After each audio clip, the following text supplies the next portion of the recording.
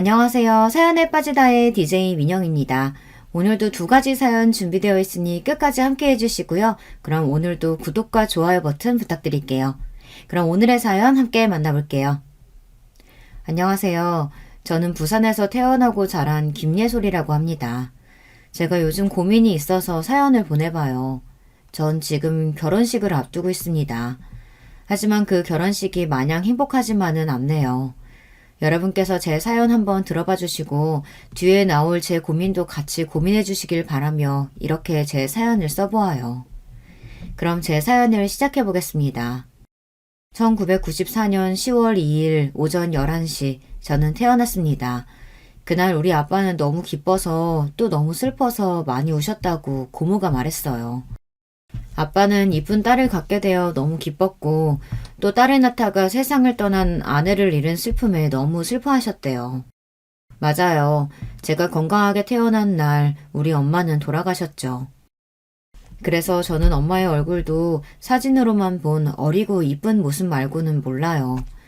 엄마 없이 아빠와 고모가 저를 키워주셨어요. 엄마가 없다고 해서 제가 우울하고 음침한 아이로 자라지는 않았답니다. 우리 아빠는 엄마와 아빠 목 모두 다 해주셨고 저를 끔찍이 아끼고 사랑해 주셨거든요. 그리고 우리 고모는 예전에 결혼했다가 1년도 채 못 살고 남편의 폭력을 못 견디고 이혼하셨대요. 그 인간 말종인간 술만 마셨다 하면 그렇게 나를 때리는데 정말 죽을 것 같더라. 여자가 이혼하면 무슨 큰일 난 것 같이 보겠지만 맞아 죽는 것보단 낫잖아. 고모는 이혼하고 아빠랑 엄마랑 같이 살았었대요. 자라면서 우리 엄마 얘기는 아빠도 해주셨지만 우리 고모가 참 많이 해주셨어요. 우리 엄마랑 아빠는 어릴 때부터 동네 친구로 자랐고 고모랑도 같이 놀아주는 좋은 언니였대요. 하얀 얼굴에 눈썹을 반달 모양을 한 웃는 모습이 너무 예뻐서 동네 남자애들이 첫사랑으로 꼽을 만큼 인기가 많았대요. 니도 얼굴 하얗고 팔다리 가느다란 것이 니 엄마 꼭 빼닮은 거야. 라고 고모는 말했죠. 외모는 코스모스 마냥 가녀리고 천상 여자였지만 하고 다니는 짓은 남자애 다를 바 없었다며 고모는 웃었습니다. 엄마가 어릴 때 남자애들하고 어울려서 비석치기도 하고 말뚝박기도 하는 장난꾸러기 같은 여자애였는데 그래서 아빠랑 친구처럼 오랫동안 지냈다고요. 그런데 니네 아빠가 언제부터 엄마를 여자로 가슴에 품고 있었는진 몰라도 고등학교 때 고백하더니 둘이 사귀더라며 고모가 놀려대면 아빠는 고만 치아라마 하고 하면서 그 일이 아직도 부끄럽고 설레는 것 같아 보였어요. 그리 오래 친하고 정을 나눠서 그런가. 니네 엄마 너무 빨리도 갔다. 이렇게 고모는 한탄을 하시고는 했어요. 아빠는 카센터를 하시면서 저를 키워주셨고 엄청 쓰리 열심히 일을 하느라고 평소에는 일찍 일을 나가고 밤늦게 집에 들어오셨어요. 늘 집에 오자마자 우리 퇴끼 어딨나 하고 저를 꼭 안고 볼에 뽀뽀를 해줬어요. 저도 아빠 왔나? 하면서 아빠 볼에 뽀뽀를 해주었고요. 아빠는 저를 무릎에 앉히시고 오늘 있었던 이야기도 들려주시고 제 이야기도 들으시고 둘만의 시간을 보냈어요. 그래서 전 애정이 결핍되지 않고 자랄 수 있었던 것 같아요. 그리고 프로야구 시즌이 되면 시간이 날 때마다 무조건 우리 부녀는 롯데 자이언트 유니폼을 맞춰 입고 야구장을 향했습니다. 롯데가 지는 날이 많았지만 지면 지는 대로 욕하고 이기면 이겼다고 기뻐하면서 야구를 즐기는 광팬이었죠. 그리고 아빠가 경기를 못 본 날은 제가 경기 내용을 해설자처럼 읊어가면서 아빠한테 설명해 주었어요. 학창시절 제일 괴로웠던 날은 학년이 바뀌면 담임선생님이 아빠 없는 사람 손들어, 엄마 없는 사람 손들어 이래가면서 제가 다른 아이들과 다르다는 것을 온몸으로 느낄 날 정도일까요? 그럴 때 쥐구멍에 숨고 싶을 만큼 결핍이 느껴졌어요. 하지만 저는 최고의 아빠, 그리고 우리 고모 덕분에 기죽거나 슬프지 않았어요. 초등학교 6학년 때 처음 팬티에서 피를 본 날, 고모에게 보여주니까 미리 준비하신 생리대를 주시면서 어떻게 사용하는지 설명해 주셨어요. 저 학교에서 성교육 시간에 그런 거 다 배우고 이미 생리를 시작한 친구들에게 들어서 알고 있었지만 그래도 막상 당하니 당황하고 무서웠는데 고모가 있어서 다행이었죠. 아빠한테 이런 얘기를 물어보긴 좀 그렇잖아요. 그날 저녁 아빠는 쑥스러워하면서 장미꽃 한 다발을 저에게 내미셨어요. 네 고모가 그러더라. 딸내미 첫 생리는 숙녀가 되어가는 축하할 일이라고. 그렇게 전 엄마가 없다고 해서 부족함을 크게 느끼지 않고 컸습니다. 공부에 큰 뜻이 없었고 우리 아빠랑 고모도 사람이 건강하고 정직하게 살면 그만이라며 공부를 강요하지는 않으셨습니다. 저는 부산에 있는 대학교의 영어 영문학과를 다니다가 졸업하게 되었어요. 두 분이 대학까지 저를 키워주셨는데 저는 서둘러 취직을 해야겠다는 생각이 들었습니다. 그때 대학 친구가 자기가 여성 옷 쇼핑몰을 인터넷으로 창업할 생각인데 같이 하겠냐고 물어보더라고요. 전 패션과 옷을 좋아했고 그때 지원하는 일반 회사는 자꾸 떨어지니까 친구의 제안을 승낙했죠. 다만 그 친구가 대구 출신인데 대구에서 일을 하고 싶으니 같이 가자고 하는 거예요. 우리 가족이 좋지만 대학생 시절부터 전 자취 한번 해보고 싶은 호기심이 있었어요. 겨우겨우 딸바 보인 아빠와 고모의 승낙을 얻어내고선 대구에 올라가게 되었습니다. 친구 아빠가 빌려주신 상가 사무실에서 컴퓨터 몇 대와 책상 등 사무용품을 들여놓고 사진 촬영 기구와 마네킹 등 온라인 쇼핑몰에 필요한 부품을 구입하기 시작했어요. 우리 아버지가 여자 혼자 살 때는 안전이 최고라면서 몇 군데 받으신 오피스텔을 보여주러 대구에 올라오셨어요. 그중 사무실에서 걸어 다닐 수 있을 만큼 가깝고 시내와도 멀지 않은 넓고 환한 오피스텔을 선택하고 저는 첫 자취 생활을 시작할 수 있었어요. 우리 아빠랑 고모는 제가 타지에서 일하는 것이 걱정스럽고 서운한 눈치였어요. 하지만 철없는 저는 혼자 사는 게 너무 재미있었고 쇼핑몰 일을 배워가는 재미에 푹 빠져버렸어요. 새벽에 옷을 도매가로 띄어와서 분류하고 제가 모델로 그 옷을 입고 촬영했어요. 그렇게 촬영한 사진을 보정 작업을 한 뒤에 우리 쇼핑몰 사이트에 업로드했습니다. 우리는 돈이 없는 청년 창업가니까 어디에 맡기면 죄다 돈이 나가는 거예요. 그래서 웬만한 것은 친구와 같이 배워가며 하나하나 직접 했어요. 그리고 저는 어떤 옷을 입어도 태가 나는 축복받은 몸매라서 우리 사이트의 전속 모델로 일했죠. 쇼핑몰을 창업하고 처음에는 방문자 수가 하루에 10명이 좀 넘더니 입소문이 나고 SNS 홍보도 열심히 했더니 금세 온라인 주문이 폭주했어요. 석 달 만에 매출 2천만 원을 달성한 친구와 저는 너무 기뻐서 방방 뛰었습니다. 그날 퇴근하고 야식을 먹기 위해 사무실 근처에 있는 단골 우동집에 들렀습니다. 사장님, 우리 이번 달 쇼핑몰 대박 찍었어요. 여기에서 제일로 좋은 술이랑 우동 스페셜하게 말아주소. 친구는 기분 좋은지 이술저술 다 시키고 우동에 교자만두에 그냥 먹고 싶은 건 다 시켰어요.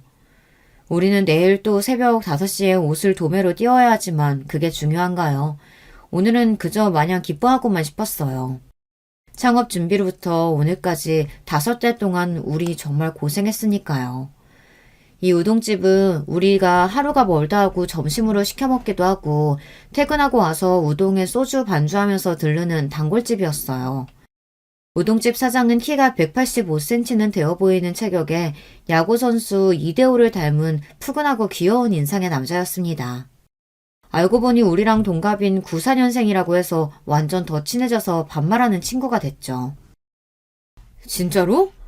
와, 이제 이 친구들 부자 다 됐네. 기분이다. 오늘 음식은 내가 다 쏜다. 먹고 싶은 거 다 시켜. 우리는 우동에 치즈 계란말이에 배달로 시킨 모듬회 등등 많은 음식과 소주, 막걸리 등을 섞어가며 먹고 마셨습니다. 한참을 재밌게 먹고 떠들고 있는데 옆 테이블에 회사원 같은 아저씨 둘이 우리에게 오더니 추근대기 시작했어요. 역시 대구는 미인의 도시란 말이야. 아가씨들이 이 어째 이렇게 예쁘고 몸매도 좋아? 신나 보이는데 우리도 같이 놀자. 그러니까 머릿수도 딱 2대2 오늘 찐하게 놀면 되겠네. 아저씨들 분위기 잡치지 말고 가요. 같이 안 놀아요. 뭐라는 거야? 꼭 못생긴 것들이 더 난리야. 난 너 말고 옆에 아가씨가 이쁜데. 아가씨 우리 같이 나가서 한잔 할까? 싫어요. 저리 가. 하지만 두 남자는 아무리 거절해도 우리에게 치근대는 거예요. 그때 우동집 사장이 바에서 나와 그 남자 둘의 길을 잡아 끌었습니다. 아가씨들이 싫다잖아. 당장 가게에서 나가요. 뭐? 이 새끼 손님한테 뭐 하는 짓이야? 한번 붙어, 붙어. 난 너 같은 것들 손님으로 안 받아. 앞으로 내 가게에 올신도 하지 마라. 우동집 사장은 체격도 크고 근육도 많고 힘이 세 보이는 외모라 그런지 그 두 놈은 겁을 먹고 그냥 가게를 나가버렸습니다. 남자답고 멋진 우동집 사장님 이름은 박성수. 성수 씨는 이날 저를 집까지 바래다 주었고 제가 마음에 드니 한번 만나보자고 고백을 했어요. 하지만 전 성수 씨를 단순한 친구 이상의 감정은 없었기 때문에 거절했죠. 다음날부터 성수 씨네 우동집에 가기가 좀 불편했습니다. 친구가 밥 먹으러 가자고 했지만 혼자 먹고 오라고 내보내곤 했어요.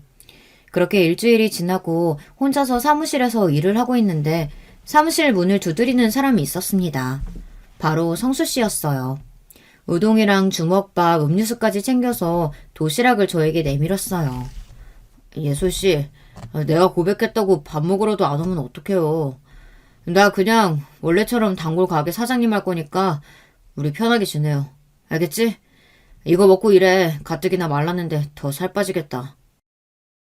성시 씨가 배려해준 덕에 저는 편하게 계속 우동집에 자주 들렀어요. 그리고 친구와 셋이서 친구처럼 아지트에 모여 수다 떠는 날이 오래됐죠. 가끔 지난번처럼 남자들이 명함을 주거나 핸드폰 번호를 따는 일도 있었는데 그때마다 성수 씨가 저를 지켜주었어요. 그러면서 저에게 사귀자며 부담을 주거나 어떤 질척이는 행동 없이 지켜주는 마음에 점점 호감이 생겼습니다. 언젠가부터 친구와 저는 쇼핑몰 운영 방식과 수익 배분에서 이견이 생기기 시작했어요. 그렇게 몇 번 다투고 감정이 상한 끝에 친구는 쇼핑몰을 정리하든지 저 혼자 맡아서 하든지 하라며 자신은 다른 창업을 하겠다고 했어요. 저는 어렵게 키운 쇼핑몰을 계속 하고 싶었기 때문에 친구에게 5천만 원을 주고 이후부터는 혼자서 운영하고 수익을 갖기로 했습니다. 제가 1년 넘게 모은 돈을 친구에게 주었고 이제 혼자 운영할 생각을 하니 한동안 막막하고 힘들었어요. 그렇게 고민하는 과정에서 성수 씨는 저를 물심양면으로 정말 많이 도와주었어요. 원래 예솔 씨는 당쳐서 혼자서 운영하는 모습이 더 잘 어울려. 오히려 더 잘 해낼 수 있을 거야. 힘든 일은 다 나한테 맡겨. 성수 씨는 지금 우동집을 하고 있었지만 대학교 때 경영학과를 전공했다며 쇼핑몰 운영하면서 세금이나 관리 부분 등에서 많은 조언도 해주고 발벗고 나서서 도와주었어요. 그 덕분에 쇼핑몰은 친구가 나간 후 잠시 매출이 떨어졌는데 몇 달 지나지 않아서 원래의 매출로 회복하고 오히려 그 이상의 매출을 찍는 날이 왔어요. 너무 기쁜 나머지 퇴근하고 우동집에 달려가서 성수 씨의 목을 껴안으며 다 성수 씨 덕분이야. 정말 고마워요. 나 이제 혼자서도 잘할 수 있을 것 같아. 성수 씨는 저에게 정말 잘했다며 축하해주고 격려해 주었어요. 그리고 친구가 나간 날부터 하루도 빼먹지 않고 퇴근한 저를 집에 바래다 주고 아픈 날에는 죽을 싸서 집에 갖다 주고 갔어요. 성수 씨가 제게 해주는 사랑은 우리 아빠와 같이 느껴졌어요. 이렇게 사랑해주는 남자를 또 만날 수 있을까? 전 이제 성수 씨 없이는 안 될 것 같다는 생각이 들었어요. 그리고 성수 씨에게 고백하고 말았어요.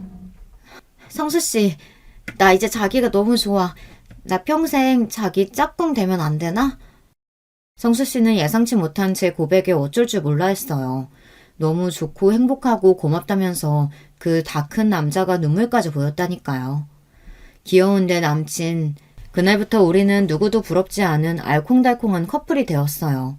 그런데 너무 알콩달콩했나 봐요. 그만 사고를 치고 만 거예요. 어느 날 술이 많이 취해서 우동집 뒤편 성수씨 자취방에서 그만 같이 밤을 보내게 되었습니다. 사랑하는 남녀 사이에 있을 수 있는 일이긴 하지만 문제는 그게 아니고요.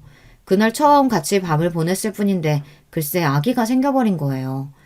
임신 테스트기에 두 줄을 확인하고 전 당혹스러워서 어떻게 하고 얼굴을 두 손으로 감쌌어요. 그렇지만 성수 씨는 반대로 너무 좋아했어요. 많이 놀랐지? 근데 난 너무 기쁜데? 난 처음 본 순간부터 너하고 결혼하고 싶었어. 당연히 우리 애기도 갖고 말이야. 결혼도 하기 전에 이렇게 돼서 놀랐겠지만 이것도 하느님이 주신 축복이라고 생각해. 우리 얼른 결혼하고 아이 낳아서 잘 기르자. 응? 성수 씨는 저를 달래주면서도 웃음을 감추지 못했어요. 너무 좋대요. 사실 저도 성수 씨도 외동이라 외롭다고 결혼하면 아이를 적어도 둘은 낳을 거라고 얘기하곤 했거든요. 처음에 저는 너무 두렵고 걱정되었지만 성수 씨 말대로 가만히 생각해보니 오히려 축복받을 일이라는 생각에 점차 임신한 사실을 수긍하고 받아들였어요. 하지만 딸이 타지에 가서 갑자기 임신까지 한 사실을 우리 아빠와 고모가 알게 되면 얼마나 놀라실까요? 성수 씨는 얼른 부산에 내려가서 인사드리고 싶다고 했어요. 그래서 주말에 바로 부산집에 갔어요.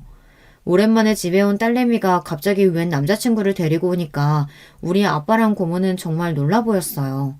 하지만 두 분 모두 성수 씨를 크게 반겨주었고 맛있는 식당에 데려가셨습니다. 부산에 오랜만에 와서 아빠랑 고모를 보니까 마음도 편해지더라고요. 그리고 요즘 임신해서 그런가 입맛이 엄청 도는 거예요. 식당에 있는 음식을 이것저것 와구와구 먹어댔어요. 아이고, 요 토깽이가 맨날 잘 안 먹더니만 오늘 와 이리 잘 먹노. 보기는 좋다. 많이 먹어라. 고모는 제 앞으로 음식을 이것저것 갖다 주시고 생선 가시를 발라주었어요. 아빠는 성수 씨에게 소주 한 잔을 따르시고 성수 씨도 아빠에게 소주 한 잔을 따라드렸죠. 예솔이가 남자친구를 인사시키러 온 건 처음이라 나도 좀 긴장되는데 한 잔 하지. 두 남자는 소주를 마시고 또 한 잔씩 따르고 그렇게 소주 한 병을 금방 비웠어요. 아버님, 고모님 처음 인사드립니다. 전 박성수라고 하고 우동집 하는 청년입니다. 제가 2년 동안 따라다녀서 우리 예솔 씨랑 겨우 사귀게 되었어요. 아빠와 성수 씨는 대화를 얼마 나누지 않았지만 서로 마음에 들어하는 것 같았어요. 어쩜 이렇게 키도 크고 인상도 좋은 것을 그 야구선수 이대호 닮았네. 안 그래?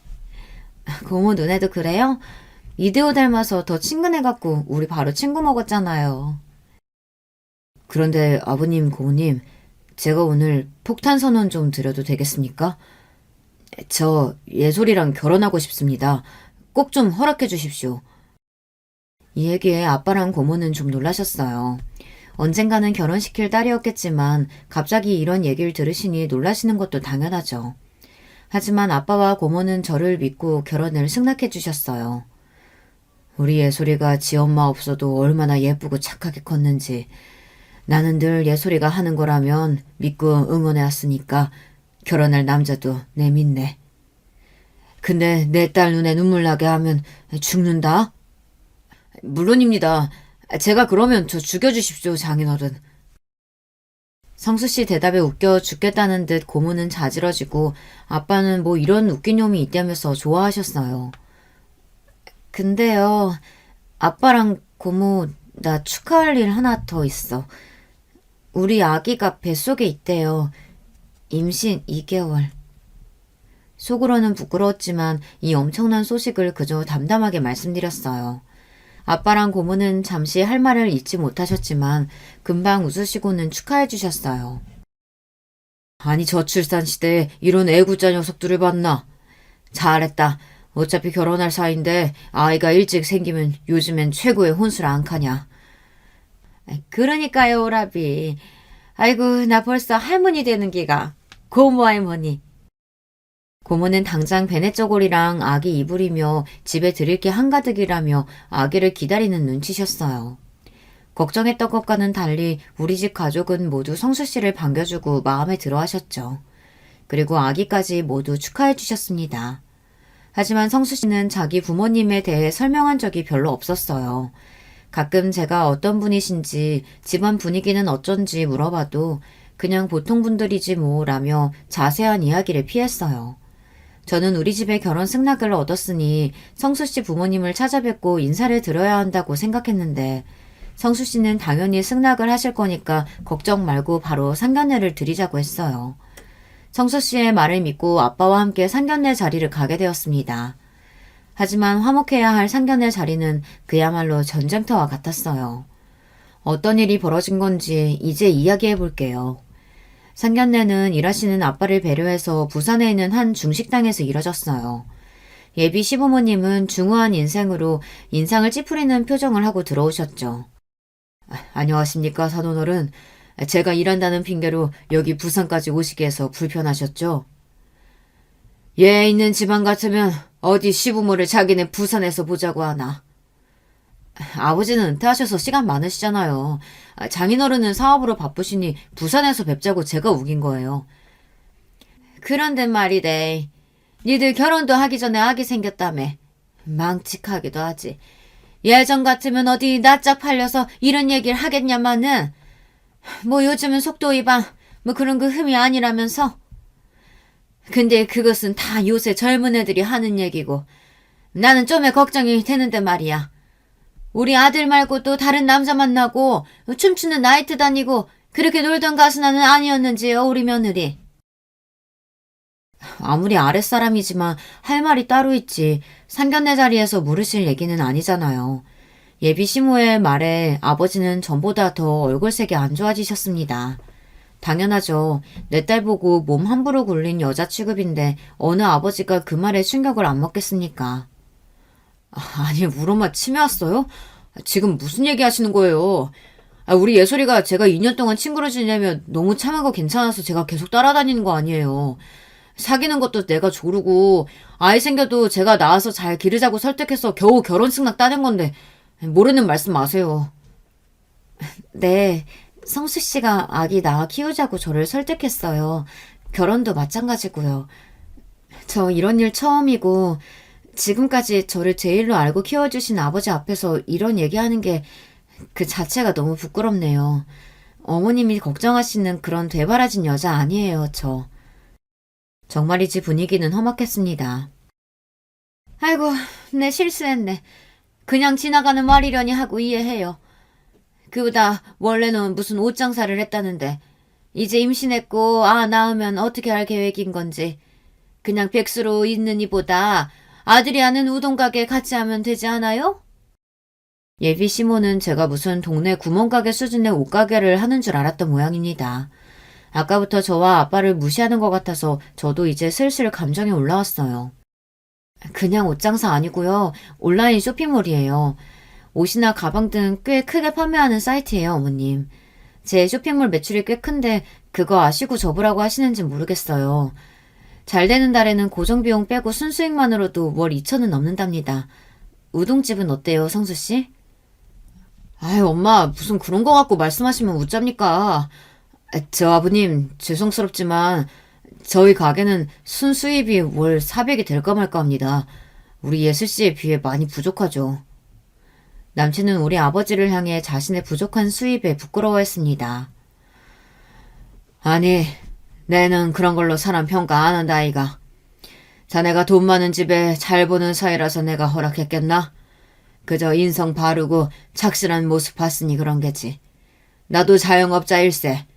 우리 예솔이 키우면서 지금까지 성실 정직으로 사업 일군 사람이야. 젊은 사장 시절에는 이런저런 고생도 해보는 거야. 그래야 나중에 큰 사업도 잘하게 된다고.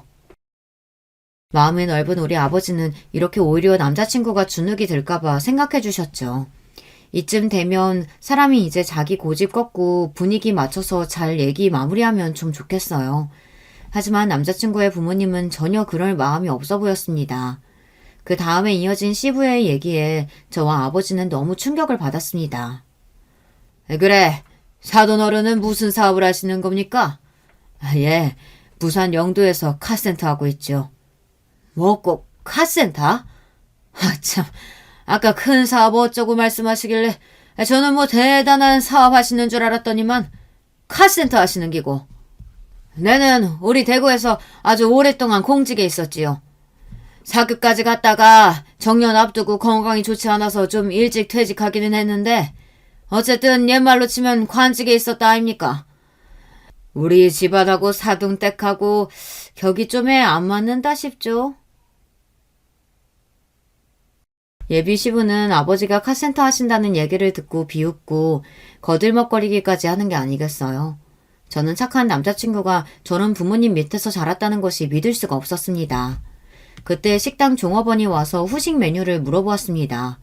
시부는 그 종업원을 보고는 째려보며 소리를 빽 지르는 거예요. 여기가 어느 자리라고 눈치도 없이 어른들 얘기하시는데 말을 끊어? 그런 시모를 보고 저는 암담한 심정이었습니다. 지금 저 종업원의 모습이 시댁에 있는 제 미래의 모습과 겹쳐 보인다는 것은 괜한 걱정일까요? 우리 집에서는 아무리 환경미화원이나 식당 종업원 등 사회적 지위가 낮은 직업을 가진 분들이라도 이렇게 막대하는 법이 없습니다. 누군가 그런 이야기를 하더라고요. 가장 낮은 처지의 사람을 대하는 모습, 그것이 그 사람의 진짜 밑바닥 모습이라고요. 점점 예비 시부모님은 실망스럽기만 했습니다. 그 뒤에 시부는 자기가 공직 생활을 해서 공무원 연금이 나오고 대구에 자가인 아파트도 있다. 우리 아들 결혼할 때 아파트 전세 정도는 해줄 수 있다. 요즘 시대에 이 정도로 노후 준비 갖춘 시부모는 별로 없으니 당신 딸내미는 참 시집 잘 온 거라고 그런 자랑질로 한참을 떠들어대셨습니다. 우리 아버지는 이런 분이 아니셨는데 예비 시부의 거만한 자랑질과 모욕을 겨우겨우 참고 계신 것 같았어요. 아버지의 기분이 걱정돼서 저는 계속 가시방석에 앉은 기분이었습니다. 그렇게 말씀하시니 딸 자식 가진 입장에서 안심이 되네요. 그래, 애들 신혼집은 어떤 데로 생각하십니까? 그거야 당연히 대구로 와야죠. 대구에 한 10년쯤 된 아파트 전세가 2억이 좀 넘는다 카이. 거기에 얻어줄라고 생각하고 있습니다. 지금까지 재산 많다고 자랑하시니 저는 한 10억쯤 하는 신축 아파트 사주는 줄 알았죠. 부산 해운대 앞에 고층 아파트들은 30평대가 한 10억이 좀 나가니까요. 그런 데가 괜찮지 않겠습니까? 먹고 10억? 10억이 누구 이름인겨?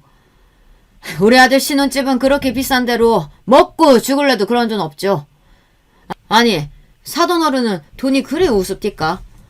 고작 카센터 하면서 무슨 돈 얘기를. 이래서 기름때 묻은 집안과는 상종을 안 하는 법인데. 아유, 아들 자식 때문에 얽혀갖고는 참. 우리같이 명망 있는 집안 만난 것을 운 좋은 줄 알아야지. 더는 참을 수 없었습니다. 정말 말씀이 심하시네요. 지금까지 좋은 날 망치기 싫어서 참았는데 나 이런 집안과 결혼 못해요.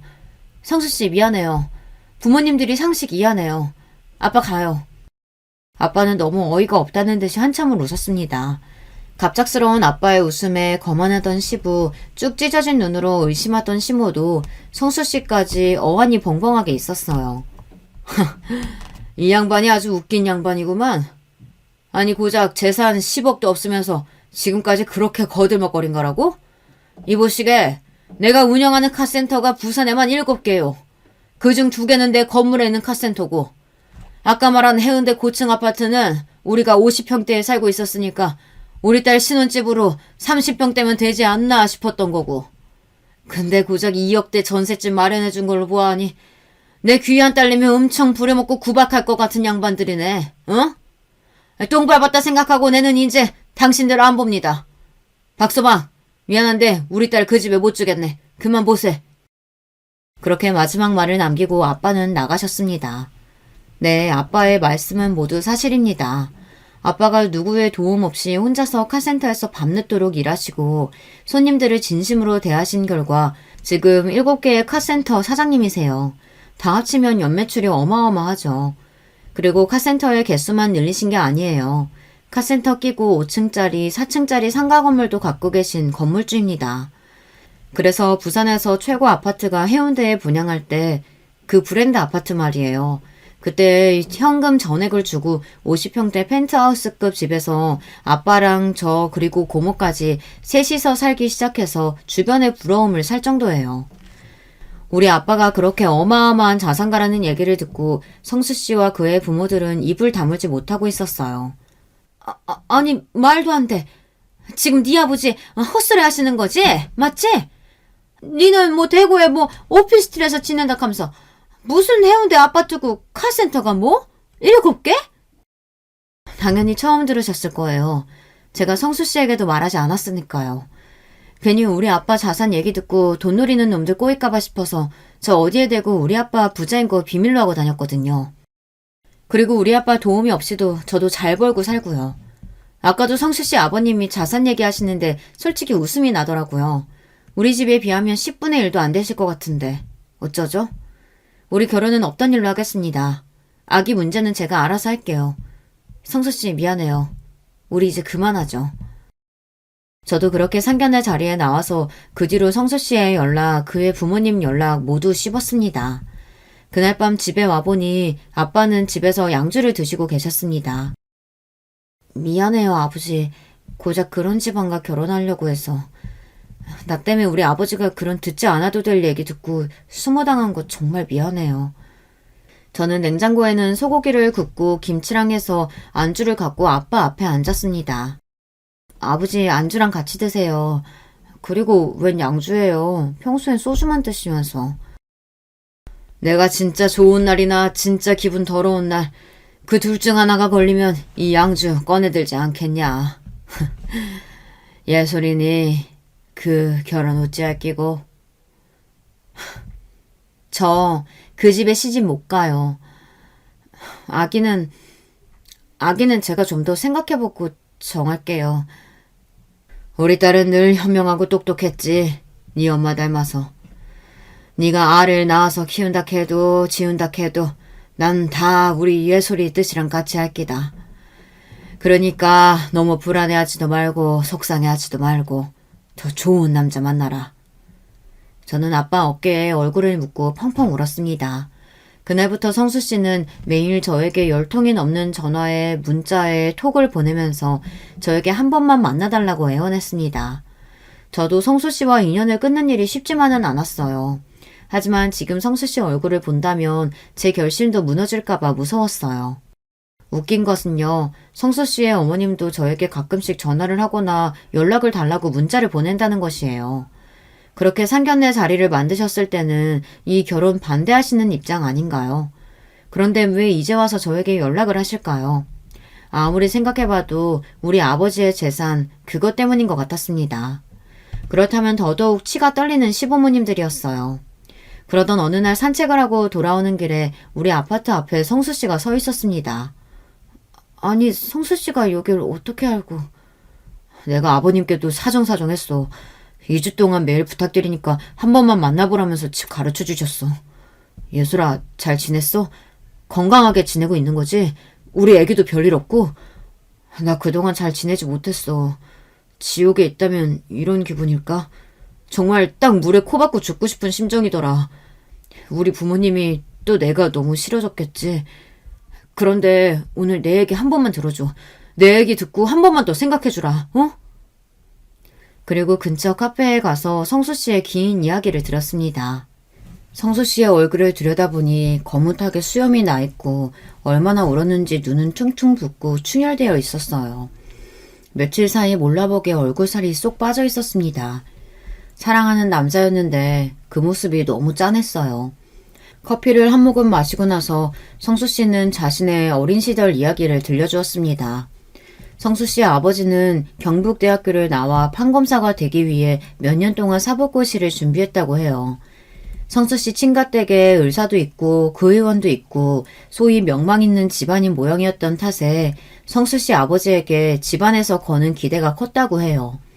하지만 번번이 사법고시에 떨어지고 나이 30이 넘어서도 합격할 가망이 없어 보이자 공무원으로 취직을 했다고 합니다. 하지만 지금까지 살아온 내내 공무원 생활을 만족을 못하신 거죠. 집안에서는 덜 떨어진 아들 취급하시고 본인도 박봉에 어디 가서 내세울 것도 없는 하급 공무원이었으니까 말이죠. 그래서 아마도 아버지는 가슴에 그런 컴플렉스가 컸을 거라고 성수 씨는 생각한대요. 불행하게도 아버지의 컴플렉스는 자신의 아들에게도 큰 영향을 주었습니다. 외동아들이니 어릴 때부터 성수 씨 부모님은 엄청난 공부를 성수 씨에게 강요했다고 해요. 대구 수성구에 이사가서 좋은 학군의 학교에 입학할 것을 강요하기도 했고요. 초등학교 시절부터 어머님이 성수 씨 책상 옆에서 야구방망이를 들고 서서 감시를 해왔다고 하네요. 학교에 다녀와서 가방만 바꿔서 학원 뺑뺑이를 돌고 밤늦게 집에 와서는 그날 무슨 공부를 했는지 아버지께 보고해야 했다고 합니다. 성수 씨는 착한 사람이고 부모님의 기대에 부응하고자 열심히 공부하고 부모님 말씀을 따랐대요. 하지만 중학생이 돼서는 자기가 아무리 열심히 해도 절대 부모님 기대만큼 명문대의 법조인이 되기는 어렵겠다고 느꼈답니다. 어릴 때부터 주방에서 요리를 좋아해서 중학교 진학삼당을 다녀오신 부모님에게 처음으로 자기의 목소리를 내보았다고 해요. 아버지가 저에게 기대하시는 바를 알고 열심히 공부했지만 저는 아무래도 힘들 것 같아요. 죽어라 공부해도 반에서 10등원에도 못 들겠는걸요. 차라리 제가 좋아하는 요리 배우고 싶어요. 전 요리사가 되고 싶습니다. 하지만 성수 씨 아버지는 무척 화를 내며 쓸데없는 놈 취급을 했다고 해요. 그리고 다음 날부터 더 과외를 늘려 정말 숨 쉴 틈 없이 공부를 시키셨답니다. 결국 성수 씨가 원하는 스카이 대학교에 떨어지고 나서는 자살 시도를 하려고 했대요. 빈집에서 화장실 샤워봉에 끈을 걸어서 목에 매보았다고 합니다. 자신이 너무 쓸모없는 벌레 같은 존재라는 생각에, 그리고 부모님이 자신을 어떻게 대할지 앞으로가 무섭고 막막한 기분에 충동적으로 자살할 뻔했다네요. 하지만 자살 시도를 실패하고 집 밖에서 하염없이 돌아다니다가 문득 포장마차에 갔답니다. 예솔아, 정말 인간이 우습다. 자살하려는 놈도 배는 꼬르거리더라. 그래서 포장마차에 들어가서 뭘 할지 몰라 가만히 서 있었어. 그러니까 주인 아주머니가 내가 안 돼 보였는지 우동 한 그릇 말아서 내미시대. 난 그 우동을 허겁지겁 먹으면서 그 맛은 지금도 잊을 수가 없어. 그때 처음 다시 살아봐야겠다고 생각했어. 나중에서야 난 우동집 사장이 됐잖아. 그게 날 행복하게 해주는 거라는 걸 알게 되었기 때문이야. 그 후로 성수 씨는 수능 성적에 맞춰서 서울에는 중위권 대학교에 들어갔고 그냥 대학교에서는 호송세월을 보냈습니다. 뭔가 하고 싶어 간 게 아니라 부모님 눈치로 성적에 맞춰간 대학교에 과였으니까요. 그리고 졸업하자마자 대학교 때 음식점 알바로 모은 돈을 가지고 포장마차를 차렸습니다. 그렇게 열심히 일하다 보니 자신만의 우동가게까지 열게 된 거죠. 성수 씨에게 이런 아픔이 있는 줄 미처 몰랐습니다. 늘 밝고 긍정적인 사람이었거든요. 성수 씨, 너무 힘들었겠다. 부모님은 어떻게 인정해 주신 거야? 아니, 우리 부모님은 아직도 자기 아들이 우중집 사장이란 얘기를 친척들이나 밖에다 하지 않으신가 봐. 뭐 로스쿨 준비하고 있다고 둘러대는 것 같은데 난 상관없어. 내가 대학교 이후로 부모님이 날 실패자로 보는 시선에 이젠 아무렇지 않아졌거든. 예술아, 너 정말 나랑 헤어질 거야? 우리 아기는 어떻게 하고? 난 성수 씨네와 가족이 될 자신이 없어. 나도 성수 씨가 싫은 게 아니라 그래서 오늘 내가 한 번만 만나달라고 한 거야.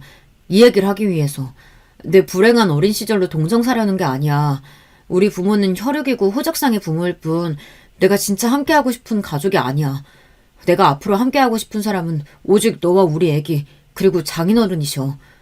난 얼마든지 우리 부모님과 헤어질 수 있어. 하지만 너는 안 돼, 예솔아. 너 없이는 살 수가 없어. 성수 씨의 눈에서 눈물이 흘러내렸습니다. 그날 성수 씨의 진심을 알고 나서 저는 성수 씨를 믿고 결혼하기로 결심했습니다. 그리고 성수 씨와 아빠가 계시는 카센터로 가서 아빠를 설득했어요. 성수 씨는 저에게 말했듯 진심을 다해서 자신의 어린 시절부터 앞으로의 계획까지 모두 아빠에게 털어놓았습니다. 모든 이야기를 들으신 아빠는 눈시울이 붉어지셨어요. 그리고 성수 씨를 껴안으며 말씀하셨습니다. 나는 앞으로 자네만 믿네. 그날 아빠는 집에서 그 양주를 꺼내 우리와 함께 기쁨의 술자리를 가졌습니다.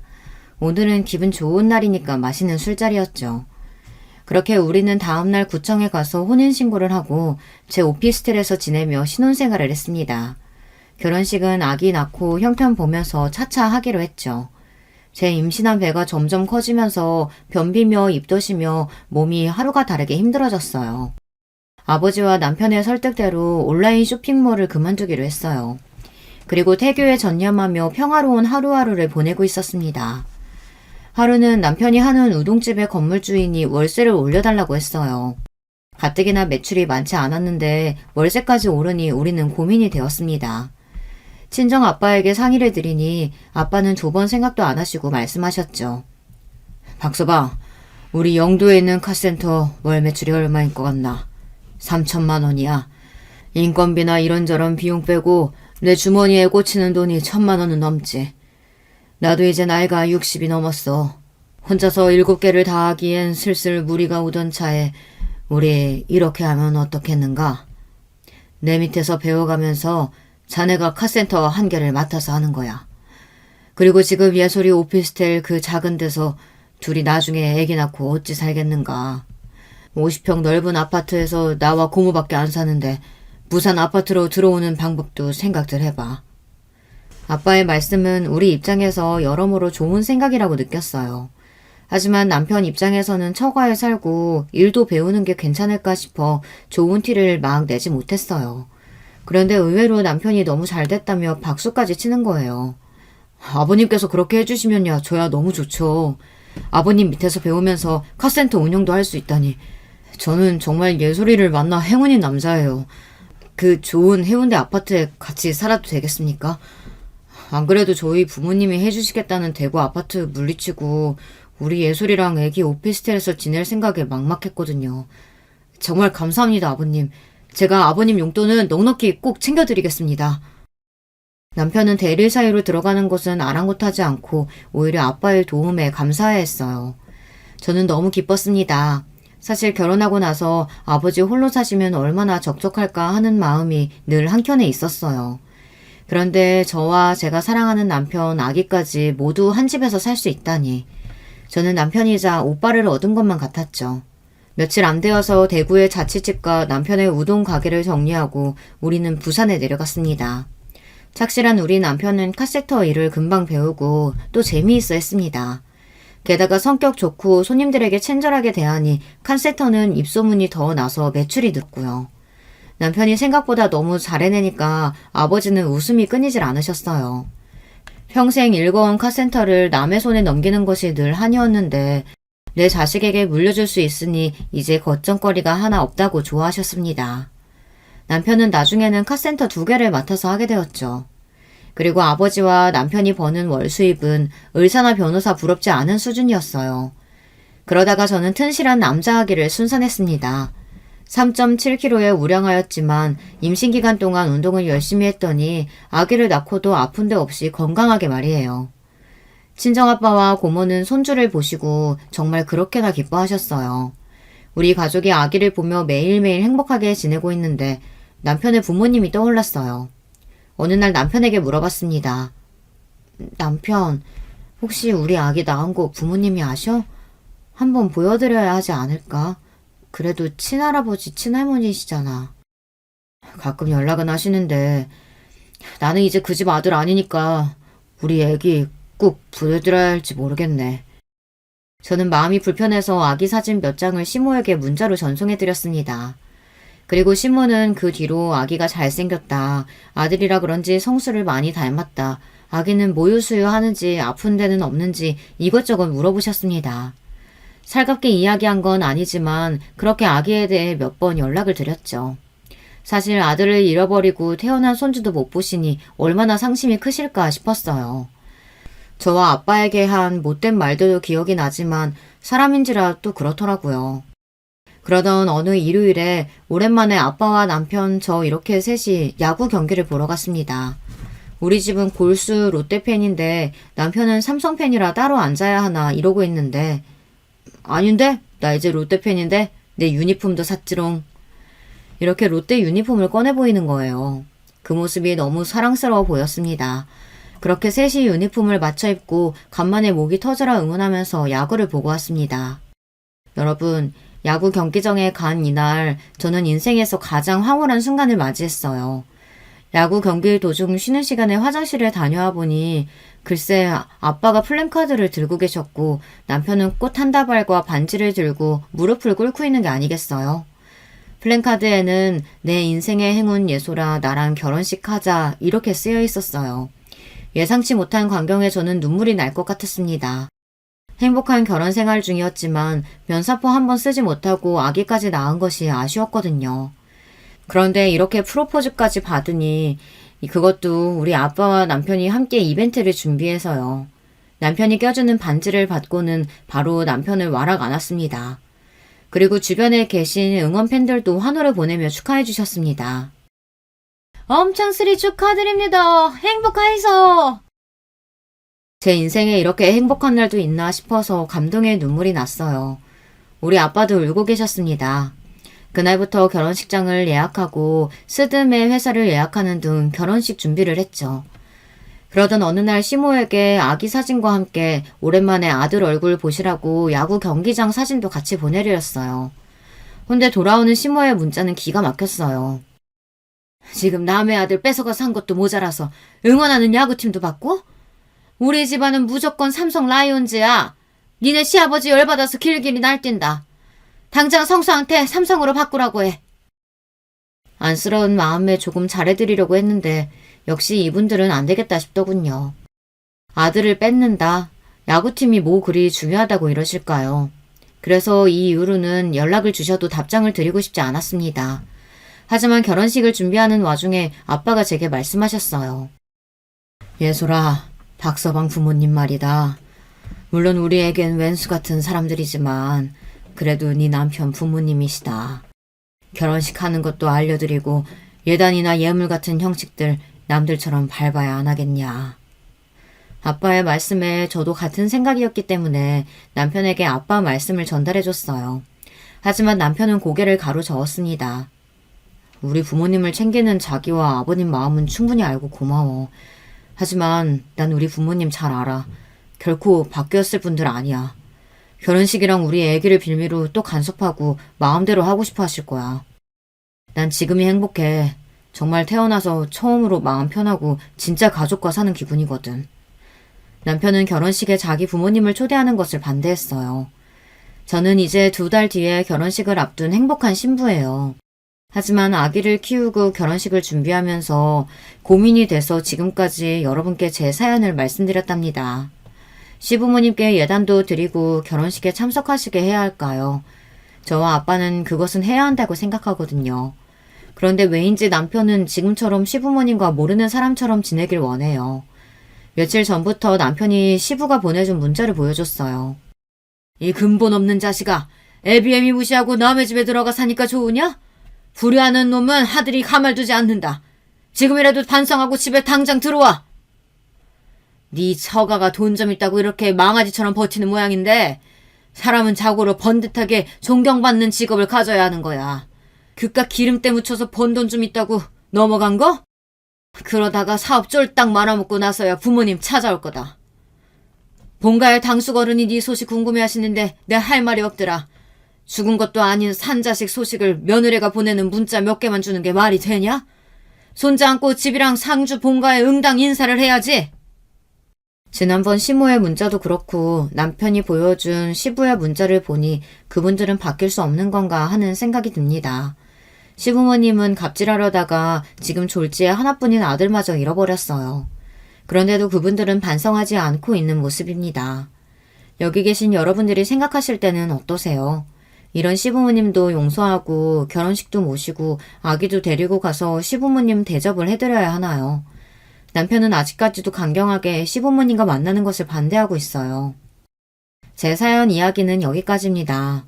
어린 동생, 딸이라고 생각해 주시고 제 고민을 함께 들어주셔서 감사합니다. 아직도 해결하지 못한 이 문제에 대해서 여러 가지 조언을 댓글로 남겨주시기를 부탁드려요. 남겨주신 댓글을 보고 결혼식을 어떻게 할지 결정하는데 큰 힘이 될 것이에요. 그럼 저는 여기서 인사드릴게요. 모두 건강하시고 행복한 하루 보내세요. 여러분, 2번째 사연 시작하기 전에 좋아요, 구독 꼭 눌러주실 거죠? 그럼 2번째 사연 바로 시작합니다. 안녕하세요. 저는 서울 성동구에 거주하고 있는 여자예요. 과거에 있었던 일을 곱씹을 때마다 많은 생각과 감정들이 휘몰아친답니다. 거두절미하고 저는 서울에 상경한 지 딱 10년 만에 결혼을 했습니다. 제가 태어난 이후로 고등학교를 졸업할 때까지 줄곧 지방의 중소도시에서만 살아왔는데요. 대학을 서울로 가게 되면서 처음으로 부모님의 품을 벗어나게 되었죠. 부모님 입장에서는 제가 처음 품에서 떠나보낸 자식이 아니랍니다. 저는 3남매 중 막내거든요. 위로 오빠, 언니가 있어요. 둘은 연년생인데 제가 막둥이로 태어났어요. 막내인 제가 서울로 떠나게 되자 부모님께서는 귀농을 결정하셨어요. 제가 대학에 최종 합격했던 날 아빠가 먼저 엄마에게 넌지시 눈을 띄우셨죠. 작년에 첫째 장가 보내고 자취하며 직장 다니는 둘째도 내년쯤으로 결혼 시기를 보고 있다 하고 이제 우리 막내도 대학 가느라 집을 떠나게 됐으니 슬슬 우리도 아파트 생활 청산하고 시골로 가는 게 어때? 내가 당신이 그 얘기를 왜 안 하나 싶었다. TV에서 고즈넉한 시골 생활만 보면 자꾸 사람은 저렇게 자연과 벗삼아 살아야 하는 거라고. 그렇게 시골 찬양을 해대더니 다시 시골로 가고 싶어 할 줄을 내가 진작 예상했지. 그래요. 나도 시골에서 태어난 몸. 우리는 천성도 운명도 시골인가 보네. 다시 갑시다, 시골로. 정말이야? 밭 가꾸고 양파 심고 마늘 심고 이런 거 귀찮은 노동인 것 같다면서 저번에 투덜거리길래 나는 내심 시골 생활하기 싫다고 그럴까봐 걱정하고 있었는데 쇳불도 단김에 빼라 했다고 당장 이 집부터 내놔야겠어. 엄마가 흔쾌히 귀농에 동의하시자 아빠는 집 정리부터 들어가셨어요. 졸지에 저는 상경과 동시에 본가를 시골로 두게 됐죠. 그래서 대학 다니는 내내 집에 자주 못 내려갔던 것 같아요. 멀기도 했고 시골은 교통편이 좋지 않았기 때문이죠. 부모님은 원래 시골 생활을 하셨던 분들이셨기에 언제 도시 생활을 하셨냐는 듯 금세 논과 밭으로 둘러싸인 시골에 적응을 하셨고요. 저희 오빠와 새언니 부부가 뜻이 맞아서 조용한 생활을 하기를 둘 다 원했기 때문에 부모님 댁 근처로 이사를 가게 됐어요. 저희 언니는 제가 대학 졸업하기 직전에 결혼을 했는데요. 신기하게도 이듬해 형부가 다니시던 회사의 일부 부서가 다른 지역으로 근무지가 떨어져 나갔는데 마침 저희 부모님이 사시는 시골의 옆 지역이었어요. 그래서 또 자연스럽게 언니와 형부도 저희 부모님을 자주 들여다보게 됐죠. 이게 뭐냐 하면 서울에 사는 저만 뚝 떨어져 나와서 내내 혼자 지냈다는 거예요. 혼자 서울에서 학교 다니고 직장 잡아서 살아가던 저는 결혼까지 서울 토박이 남자와 하게 됐는데요. 제 남편을 한마디로 표현해서 정의를 내려보자면 평범함의 극치예요. 난 어디 가서 남들 눈에 띄는 행동은 안 하고 싶더라. 튀고 싶지 않거든. 주목받는 건 사절이야. 그렇다고 해서 남들의 눈에 존재감 없는 사람이 되고 싶다는 소리는 아니야. 나는 딱 중간 영역에서만 살고 싶어. 그런데 혹시 이런 내가 너의 눈에는 너무 재미없어 보일까봐 이게 걱정이야. 오빠가 자기 자신에 대한 확신이나 자신감만 잃지 않으면 되지. 내 눈엔 오빠가 최고로 멋진 사람이니까 이상한 걱정 따윈 하지 않아도 돼. 나는 오빠가 늘 무난하기 때문에 바로 그 부분에서 편안함을 느끼는걸? 그렇게 말해주니까 고맙다. 요즘은 자기 개성이 무기라는 시대가 왔다고 하잖아. 그래서 왠지 주눅 들어 있었는데. 채영아, 내가 특별히 잘난 건 없어도 늘 묵묵하게 네 곁을 지키도록 할게. 이것 하나만은 정말 약속해. 생각보다 평범하다라는 건 지키기도 어렵고 도달하기도 어려운 영역이라고 생각하고 있었던 저는 남편이 무척 마음에 들었어요. 이런 아들을 키워낸 엄마라면 대략 결이 비슷한 분이실 수밖에 없다고 생각을 했죠. 모전자전이라는 말이 있으니까요. 남편으로부터 모친에 대한 이야기를 가볍게 몇 번 들은 바 있었으나 이상 징후는 느낀 적이 없었고요. 그래서 첫 대면 때 이런 질문을 들을 거라고는 상상조차 못했네요. 아가씨, 그 파마 어디서 얼마 주고 했어요? 내가 딱 보니까 머리 만지 얼마 안 될 것 같은데. 어디 동네였고 금액이 얼마였는지 내가 알아야 할 듯 싶네. 사실 어머님 뵙기 전에 예쁘게 단장을 해야 할 것 같아서 지난 주말에 집 근처 미용실 가서 했어요. 파마 비용 5만 원이었고요. 기존 머리가 너무 부스스해서 새로 부드럽게 모양을 넣어봤어요. 이상하지는 않죠. 잘 봐주셨으면 해서 머리를 한 거라 어떻게 보실지 궁금하네요. 아가씨 집 근처라면 설마 그 중랑구 오래된 동네에서? 그것도 5만 원? 아유, 에라이. 유행이 지나도 한참 지난 파마를 나도 어디서 말았나 했더니 역시 나였네. 괜히 촌발 흩날리는 게 아니지. 세련되지 못한 방향으로 머리가 구불거리잖아. 촌딱 대가리에 벼슬로 달면 안성맞춤이겠네. 듣자하니 집이 지방 시골이라고 하던데 그래서 세련미가 떨어지나? 예비 시어머니 앞에서 제가 섣불리 당황하거나 화가 난 티를 내기가 어려웠어요. 그렇다고 해서 아무렇지 않게 반응을 해드리기도 어려웠죠. 시어머니 되실 분을 처음 뵌 자리였기에 속으로 만반의 태세를 갖춘 상태였지만 전부 무용지물이 됐던 거예요. 저를 흉보신 것 자체도 놀라웠는데 아무렇지도 않은 일로 금세 무마하시는 게 더 놀라웠던 듯 싶어요. 최대한 예의를 차리려고 지은 저의 멋쩍은 미소를 보시고는 그걸 또 비웃으신 거예요. 아이고, 머리만 문제인 줄 알고 웃어넘기는 얼빠진 모양새 좀 보라지. 유행 못 따라가는 저 블라우스는 또 뭐야. 아우, 세상에 대체 언제적 리본 매듭이래. 촌티가 줄줄 흐르네. 요새 누가 리본 블라우스 입는다고 그걸 떡하니 입곤 꼬라지 하거든. 예비 시어머니 앞에서 어떻게 예비 며느리가 득달같이 따져 물을 자세가 되었겠나요? 저도 겸손하고 참한 모습을 보여드리고 싶었는데 시어머니께서 초면인 저에게 꼬라지 운운을 하시니 이건 도저히 그냥 들고 넘길 만한 게 아닌 것 같아서 조용히 받아쳤죠. 네? 이건 패션 잡지에서 연예인이 입었길래 따라서 구입해본 건데요. 다가올 유행을 미리 선점한 패션이라고 크게 광고에 걸린 스타일, 그게 바로 이 블라우스예요. 바로 어제도 영화배우가 시사회에서 이 옷을 입고 나왔고요. 그러자 시어머니께서는 흠칫하시며 무한한 기색으로 헛기침을 하시더군요. 어떻게 무말을 하실까 싶었는데 가장 간단하고도 성의가 없는 대처를 해오셨어요. 왜 이렇게 정색을 하고 그래? 내가 아가씨 들으라고 한 소린 절대 아니었고 그냥 혼잣말이었는데 듣고 웃으며 넘기라는 거였지. 젊은 사람이 센스가 부족하네. 당사자께서 그냥 해본 말이라고 넘기시니 어쨌거나 어른 앞에서 제가 더 빠져들기가 어려운 느낌이었네요. 그날 저는 어째서 남편이 튀는 거 싫어하고 평범한 걸 좋아하는지 그 이유를 알 것도 같아졌죠. 자기 모친이 언변에 거침이 없으시고 독특하시기 때문에 자기는 그것에 질려서 그렇게 되고 싶지 않아졌던 거예요. 별개로 남편은 자기 모친을 굉장히 애잔하게 여기며 책임감을 다해 부양해드려야 하는 대상이라고 여겼어요. 아무래도 시부모님께서 이혼을 하신 게 큰 영향을 끼친 모양이었죠. 시아버지께서 술을 너무 좋아하셔서 시어머니께서 스트레스를 무척 많이 받으셨고 남편이 군대에 있을 때 결국은 시부모님 두 분은 이혼을 하셨어요. 그 시기에 자기가 군복무를 하고 있어서 곁을 못 지켜드렸다고 남편은 안타까워하고 있었죠. 결혼 얘기가 오가던 중에 저는 이런 갈등을 잠시 했어요. 이 남자 마마보이까지는 아니겠지. 시어머니 되실 분이 독특하긴 한데 이게 전부 기우일 수도 있어. 그리고 시어머니와 남편 모두 말수가 적으면 내가 앞으로 심심해질 일이 많을 텐데 시어머니가 활발하신 편이 나한테도 훨씬 나은 쪽일 거야. 고민 끝에 그래도 결혼하는 것에는 문제될 만한 게 없다고 결론을 내렸죠. 참고로 남편의 유일한 형제인 제 아주버님께서는 결혼 후에 제주도에서 쭉 거주 중이셨어요. 형님께서 제주도 분이시더라고요. 형님은 멀리 제주도 사시고 시누이는 존재하지 않고 시부모님은 안 좋게 이혼을 하셔서 교류하는 친척들이 반토막 났고 이렇게 되면 제 시댁은 굉장히 간소한 모양새가 되는 것이었어요. 별로 어려울 것 없겠더라고요. 시간 끌지 않고 저는 빠른 결혼을 이뤄냈습니다. 저희 부모님께서는 제 결혼 의사를 들으시고 깜짝 놀라셨으나 금세 축복 가득한 허락을 해주셨어요. 흔쾌히 허락해주신 결혼, 행복하게 잘 살아 보이겠다는 다짐을 굳게 했네요. 결혼식 끝나고 정신없는 와중에 시어머니께서 제게 이런 말씀을 하실 때부터 그 다짐이란 게 사실상 흔들렸지만 말이에요.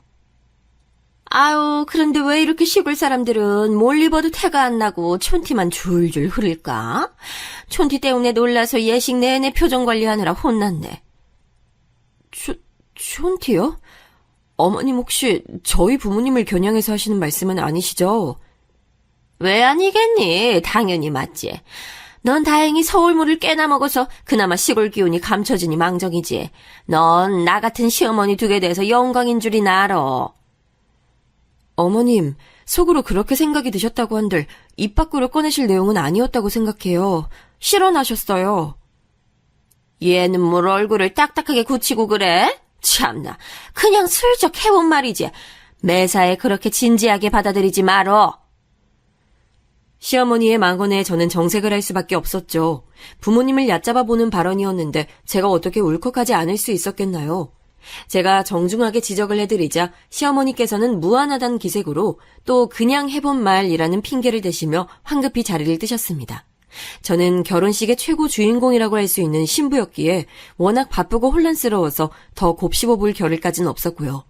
신혼여행지에서 다시 생각을 해봤을 때 시어머니께서 매우 무례하셨던 건 맞는 것 같아서 이 생각을 남편에게 털어놨어요. 막내딸 결혼식이라고 아침 새벽부터 일어나 준비하시고 최선을 다해 멋지게 꾸미신 우리 아빠 엄마를 향해서 그렇게 촌티 난다고 말씀하신 어머님을 내가 앞으로 어떻게 대해야 할지 모르겠다. 오빠는 어떻게 생각해? 일단 내가 대신 미안해. 하지만 네가 알아줬으면 하는 게 있는데 우리 엄마는 말만 가볍게 하실 뿐이란 거야. 안 좋은 의도로 그러시는 게 절대 아니고 습관적으로 말을 툭 뱉으신다는 거지. 진심은 아니셨을 테니까 너도 오해 풀고 앞으로 우리 엄마가 뭐라고 실언을 하시든 한 귀로 듣고 흘려버려. 내가 귀로 들어버린 걸 듣지 않은 걸로 해버릴 수 있을까 의구심이 드는데 지금 오빠가 진심 어리게 말을 해주니까 동의를 하지 않기가 어렵네. 어머님이 말씀만 그렇게 하실 뿐이고 속으로는 안 그러시다는 거 일단은 믿어보도록 할게. 나도 살면서 어머님 같은 유형을 겪어본 적이 없어서 좀 낯설은 것도 있는 것 같으니까. 떨떠름하긴 했는데 연애하면서 겪어본 남편에 대한 신뢰가 기본적으로 있었기 때문에 그에 모치는 제 시어머니도 한번 믿어보기로 했어요. 경솔한 것과는 달리 신중한 속을 가지셨다는 시어머니의 깊은 면모를 기대하면서 말이죠. 하지만 근본적으로 남편하고 시어머니는 결이 다르다는 확신부터 하게 되고 말았는데요. 평범함의 범주에만 속해온 남편과는 달리 시어머니께서는 왕년에 옷가게를 운영하셨던 분이셨어요. 동대문에서 옷을 직접 떼서 파셨대요. 그래서 그런지 꾸미는 것을 좋아하시고 멋쟁이 스타일이셨죠. 끝발 날리셨던 과거야 아무래도 상관이 없었지만 결혼 후 2달 정도가 지났을 때 시어머니의 놀라운 일면을 알게 됐습니다. 가까운 지인들을 여러 두고 계셨는데 그분들은 사실상 시어머니의 고객들이셨어요. 왜냐하면 시어머니께서는 옷이나 가방, 액세서리 같은 오만 것들을 때마다 지인들에게 판매하고 계셨거든요. 어느 주말 시댁이 가던 길이었는데 지나가다 보니까 대형 카페에 시어머니께서 계시더라고요. 댁에 계신 줄 알았는데 지인분들과 여기서 커피를 즐기고 계셨다는 것에 신기해서 저도 모르게 그 안으로 들어갔죠. 근데 커다란 쇼핑백에서 옷을 하나 꺼내시더니 그걸 지인분들께 소개하고 계신 게 아니겠어요? 감쪽부터 다르지? 어? 아이 질 좋은 것 좀 봐. 이거 이 목이며 소매마다 시볼이 다 튼튼하게 들어가 있어. 이런 거 안 사면 바보야 바보. 옷가게들은 이런 게 죄다 이윤 크게 붙여서 팔기 때문에 이 가격에 못 사. 그런데 내가 최근에 이런 비슷한 거 사거리 옷가게에서 2,000원도 싸게 사는 걸 봤는데. 에이, 이 언니가 하나만 알고 둘은 모르네. 그건 이제 이런 거를 베껴서 저렴한 재질로 만든 거야. 그러니까 이런 걸 바로 오리지널이라고 하지. 다들 오리지널이 뭔 뜻인지는 알지? 도중에 어떤 한 분이 의문을 제기했지만 시어머니께서는 가뿐하게 대처하셨어요. 상황을 보니까 이게 한두 번 진행된 판매가 아닌 게 분명했죠. 저는 왠지 식은땀이 나는 기분이 들었습니다. 왜냐하면 시댁에서 봤었거든요. 안방에 딸린 작은 옷방 안에는 오만 물품들이 커다란 봉지에 담겨서 굴러다니고 있었는데 그건 다 중국산이었어요. 그리고 대부분 명품 브랜드들을 흉내낸 가짜, 즉 짝퉁이었고요. 중국산 옷을 국내산으로 속여서 판매하시는 것도 그랬지만 짝퉁을 명품이라고 지인분들에게 속이시는 것이 더 대단하더군요. 제가 고민 끝에 남편에게 먼저 말을 해봤는데 남편은 아예 시어머니께서 하시는 일에 관심을 두고 살지 않기 때문에 화들짝 놀라는 남편, 판도라의 상자를 열면 피곤해질 뿐이라는 기색을 보였어요. 곤란해 보이는 남편을 대신해서 제가 직접 시어머니께 여쭤보기로 했죠. 저기 어머님, 제가 일부러 알아내려고 알아낸 건 아니고요. 제 짐작엔 어머니께서 예전에 옷가게 사업을 오래 하셔서 그런지 인맥이나 수완이 좋으신 것 같아서요. 혹시 중국산 저품질 옷이나 가방 같은 것들을 저렴하게 매입하고 국내 생산이나 명품으로 그렇게 지인분들에게 말씀을 잘못하고 계신 건가 싶어서 제가 이 부분이 너무 마음에 걸려서요. 한참 고민을 하며 많은 머뭇거림 끝에 말씀을 드린 것이었는데 시어머니께서는 곧바로 코웃음부터 치셨죠. 갓잔타는 듯이 저를 흘겨보시며 말씀하셨어요. 뭘 그렇게 쪼그라들어 있어? 난 애초에 이런 거 너한테 숨길 생각 없었는데 너무 과분한 특종이라도 잡아서 겁먹은 신입 기자 마냥 어쩔 줄을 모르네? 전부 다 대가리가 부족해서 속여먹기 좋은 것들로만 내가 구성해서 얼마나 청송스레 그 모임 만든 줄 알아? 그것들한테 짝퉁 팔아서 진짜 배기를 사는 게 내 일상의 낙이야. 너 이 나이 먹고 나처럼 활발하게 돈 버는 경우가 얼마나 될 것 같아? 넌 정말 복받은 며느리인 줄 알아라. 너무나도 태어나다 못해 뻔뻔한 시어머니의 반응에 저는 커다란 충격을 입었어요. 하지만 제가 그런 상황을 두고 뭘 어떻게 조치를 취해야 할지 갈피가 안 잡혀서 미치겠더라고요. 게다가 시어머니께서는 기가 무척 강하신 분이었기 때문에 입 바른 소리를 꺼내는 과정 자체가 쉽지 않았습니다. 제가 고심을 하는 과정에 침묵을 수긍과 납득이라 받아들이신 것인지 시어머니께서는 점차 제 앞에서 거침이 없어지셨어요. 물건 구매하는 모임에 지인들 욕을 하시는 것까지는 제가 들을 수 있겠는데 제주도에 사시는 저에게 형님 되시는 분의 욕을 하실 때는 좌불안석이 됐죠. 귤 한 박스 보냈다고 하길래 기대했더니 이번에도 또 못생긴 귤들 뿐이네. 에라이, 그것은 꼭 지 얼굴처럼 못생긴 과일만 보낸다니까. 이런 털 떨어진 것에게 우리 장남 녀석은 왜 빠져서 결혼까지 하고 제주도로 가버린 건지. 아유, 난 이게 참 미스터리야. 그러세요? 저 그런데 아까 형님하고 통화하실 때는 형님께 칭찬 일색이지 않으셨어요? 마음에도 없는 칭찬 듣고 헬렐레 해서 이것저것 나한테 보내주는 꼬라지가 얼마나 웃긴데. 가짜 칭찬 몇 마디 해주는 것 좀 어렵지 않어? 시어머니께서 깔깔 웃으시는 모습을 보자 저는 괜히 저와 친하지도 않은 형님께 죄송스러운 마음이 들었어요. 속이 불편하더라고요. 어두운 진실을 보지 않고 밝은 거짓을 봐야 어머님과 무탈하게 지낼 수 있는 건가 하는 생각이 들었네요. 최대한 시어머니와 교류를 안 하고 사는 것이 장땡이겠으나 종종 저에게 먼저 연락도 주시고 저를 불러내기까지 하시니 제가 온전히 피할 방도가 없었어요. 시어머니께서는 보여지는 걸 중요시하는 분이셨고 자랑하거나 뽐내는 걸 무척 좋아하셨어요. 내일 내가 친구들과 점심 함께 할 거거든? 너 거기 나타나서 계산 좀 해라. 내 친구들 앞에서는 무조건 내 말에 절대 복종하고 겸손하고 공손한 모습만 보여야 돼. 내 말에 절대 토달지 말고 반박하는 거 자체가 금지야. 아, 네. 지난번처럼 어머님께 충성하며 눈물겨운 신뢰를 보내는 며느리 역할을 하면 된다는 거죠. 그런데 어머님, 이런 게 무슨 의미가 있고 소용이 있는지 모르겠어요. 모르면 아가리 닥치고 하라는 대로 해. 내 친구들 앞에서 내가 대단히 위험 있고 엄청난 존경을 받는 시어머니로 보이는 게 얼마나 중요한지 네가 알 리가 없지. 끼케야 시골 출신인 그 대가리로 뭘 알겠어? 예? 방금 뭐라고 하신 거예요? 어머님, 저 너무 당황스러워요. 다짜고짜 제가 왜 그런 소리를 들어야 하는지 이해가 안 돼요. 얘가 또 갑자기 뭘 정색을 하고 그래.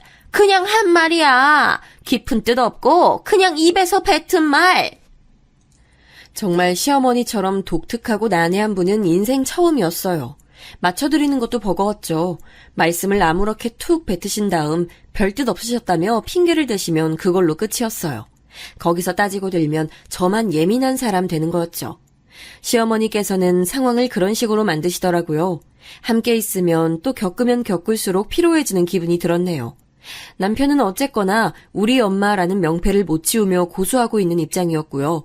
다른 부분들은 하나도 빠짐없이 남편이 마음에 들었는데 마마보이 기질이 좀 있어서 이게 저를 곤란하게 만들었네요.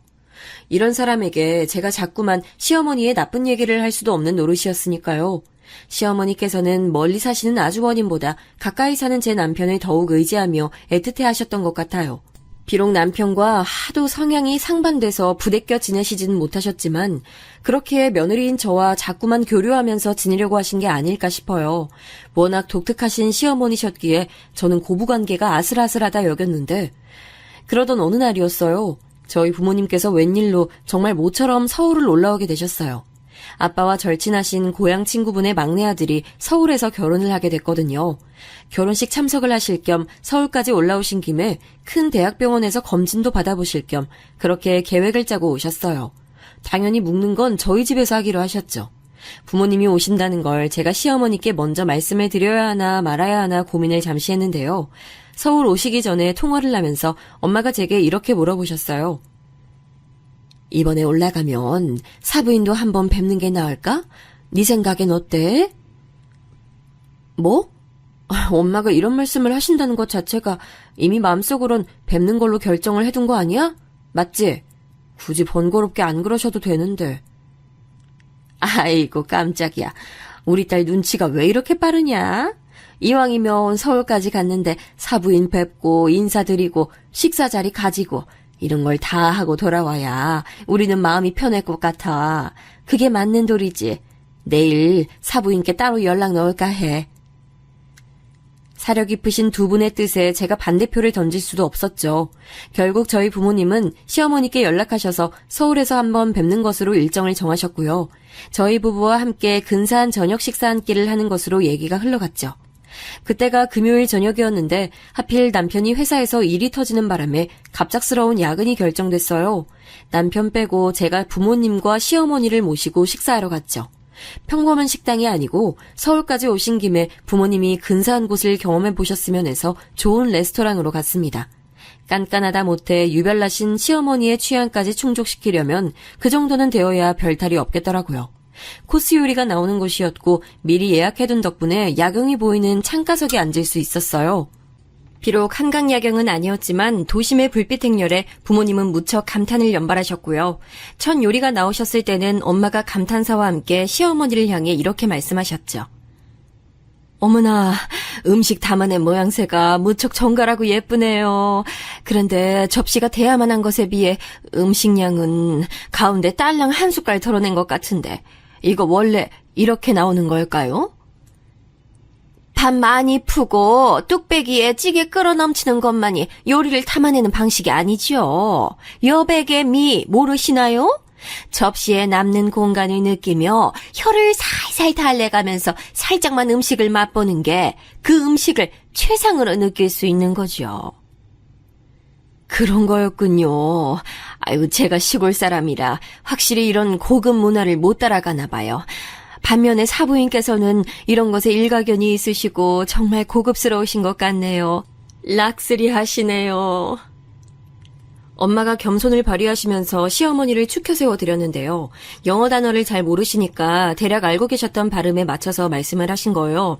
그러자마자 시어머니께서는 고개를 살짝 흔드시면서 혀를 끌끌 차셨습니다. 저런, 설마 럭셔리라고 말씀하고 싶으셨던 거예요? 어디 락스물 타실 일이라도 있으신가? 락스 타령을 하셔서 놀랐네. 모르면 가만히 있어야 되는데 괜히 주체 못하고 입을 놀려서 망신당하는 사람들이 꼭 있다니까요. 테이블 위로 당혹스러운 침묵이 내려앉았어요. 부모님께서는 놀라 굳으셨고 저는 제 귀를 의심하고 있었죠. 그때 시어머니께서 어깨를 들썩이며 웃으셨어요. 왜 그렇게 놀라세요? 농담인 거 아시죠? 이게 바로 서울 깍쟁이 유머라고 받아들여 주세요. 정색하지 말고 웃으시면 돼요. 그러자 부모님께서는 어색하게나마 열심히 웃으셨어요. 시어머니를 맞춰드리려고 노력을 하시는 기색이 제 눈에 선연히 보여서 저는 남몰래 입술을 꽉 깨물었네요. 자리 망치고 싶지 않아서 일단 참았고요. 다음날 일찍 고향 친구분과 산행을 가시기로 한지라 부모님은 그쪽 댁으로 모셔드렸는데요. 도착 직전에 저희 엄마가 차 안에서 시어머니 쪽을 보며 밝게 말씀하셨어요. 아까 밥 먹으면서도 저는 계속 야경이 눈에 들어오더라고요. 서울 야경 정말 멋지지 않나요? 그러셨어요? 해 떨어지면 사방이 깜깜한 시골에서 사시니 아무래도 신기해하실 법하네요. 예, 그렇죠. 야경을 더 보고 싶어서 이번에 다 지었다는 그 롯데타워인가 그 높은 곳을 아무래도 집에 돌아가기 전에 꼭 들러보려고 해요. TV에서 소개가 나왔는데 전망대 경치가 예술이에요. 그 타워가 전 세계에서도 뒤처지지 않는다면서요? 기술력이 대단하죠. 대한민국 만세입니다. 엄마가 해맑게 말씀하셨는데 시어머니께서는 피식 웃으신 게 다였어요. 민망해진 제가 도착하자마자 얼른 부모님의 하차를 도와드렸고요. 이윽고 시어머니를 내려드리려 시댁으로 향하는 길 저는 분노가 터져나올 것 같아서 우선은 차분하게 말을 고르고 있었어요. 그러다 보니 어느덧 시댁에 거의 당도해 있었죠. 그때 시어머니께서 먼저 입을 떼셨어요. 시골 촌것들은 역시 나이구만. 어쩜 이렇게 시골 꾸정내가 풀풀 풍겨오는지 모르겠네. 본질이라는 건 감춰지지가 않는 법이지. 격떨어져서 같이 다니기엔 너무 창피해. 체면 팔려서 어떻게 같이 다닌담. 난 절대 못해. 네? 어머님, 지금 뭐라고 말씀하신 거예요? 저희 부모님 보고 시골 촌것들이라고 하셨어요? 같이 다니면 체면이 팔린다고요? 어머, 그냥 솔직하게 말 좀 한 것 가지고 넌 단박에 발끈하고 그러냐? 눈은 또 왜 그렇게 지켰어?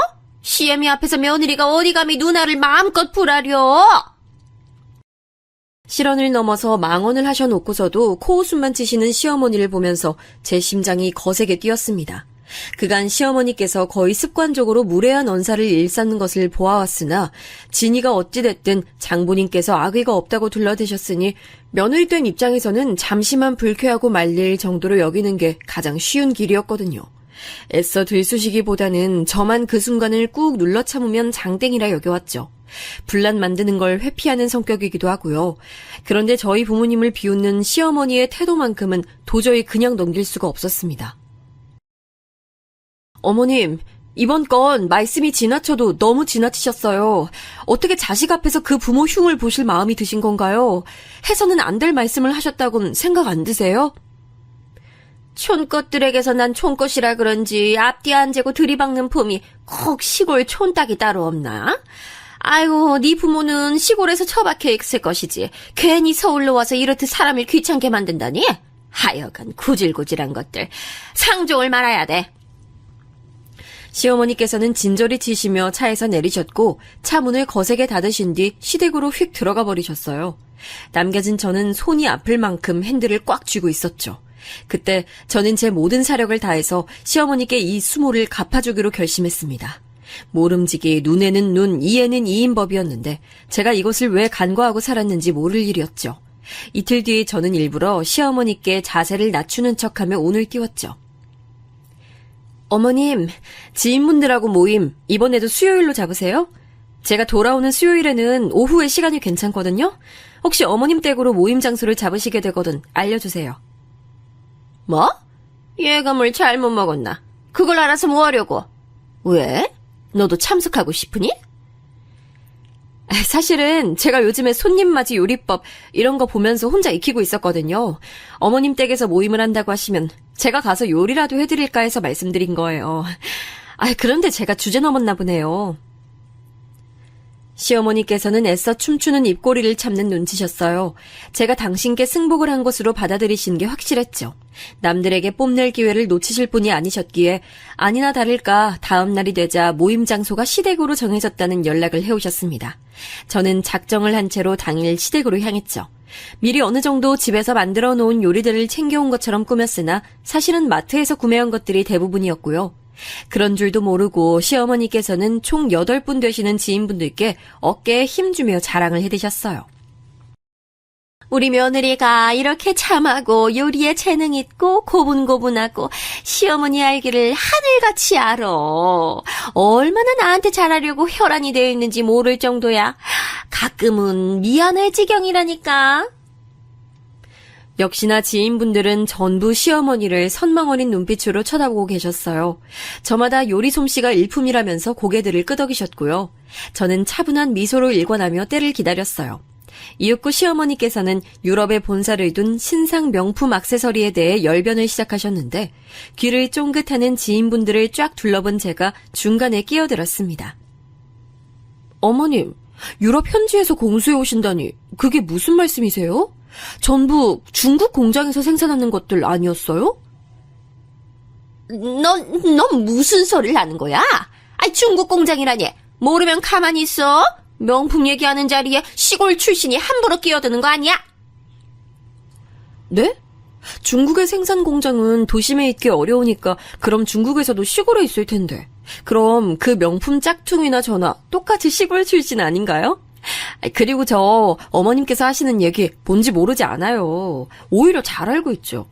어머님께서 그동안 여기 계신 이분들을 짝퉁도 구분 못하는 호구 등신들이라고 실컷 욕하며 비웃으신 거 제가 다 들었는걸요. 호구 등신들에게 짝퉁 판매하시는 게 어머님의 명품 사업이니까 이만하면 제가 잘 알고 떠드는 거 맞지요? 네가 어떻게 지금 그런 말을... 아니야. 다들 오해 말어. 나 그렇게 쳐다볼 거 없어. 전부 오해고 거짓말이야. 우리 며느리가 정신이 살짝 오락가락해서 그래. 얘가 정신과 약 먹고 있는데 오늘은 먹을 시간 놓쳤나 보네. 이걸 어째? 깜짝 놀라신 시어머니께서 횡설수설하며 변명을 급히 늘어놓으셨지만 지인분들은 이미 하나같이 표정이 싸늘하게 식어 계셨어요. 지독한 충격과 배신감이 어린 눈빛들을 하고 계셨죠. 저는 그 사이에서 최대한 어리숙하고 착한 얼굴을 하며 추가로 입을 열었습니다. 오해도 아니고 거짓말도 아닌데 호구 등신들에게 짝퉁 팔아서 진짜 명품 살 때가 가장 행복하고 보람 넘치는 순간이라고 어머님께서 분명 그렇게 중얼거리며 웃으시는 거 제가 보고 들었어요. 역시 어머님 보통 분이 아니신 것 같아요. 마치 범죄 영화에 나올 법한 천재 같으셔요. 중국산 해진 가죽을 세월에 멋스럽게 변색된 이탈리아 명품 가죽이라고 속여서 판매하신 업적은 정말 경이로울 정도라니까요. 너 그 입 당장에 안 닥쳐? 너 지금 대체 누구 편이야? 그딴 개소리 늘어놓고도 네가 무사할 것 같아? 어디서 경우 없게 며느리가 시어머니를 모함해? 응? 당장 허언했다고 밝히고 사과해. 저는 나쁜 마음 가지고 일부러 그런 게 아니라 아는 사실을 그냥 한번 입 밖으로 꺼내봤을 뿐인데 그게 그렇게 죄가 되나요? 어머님 너무하세요.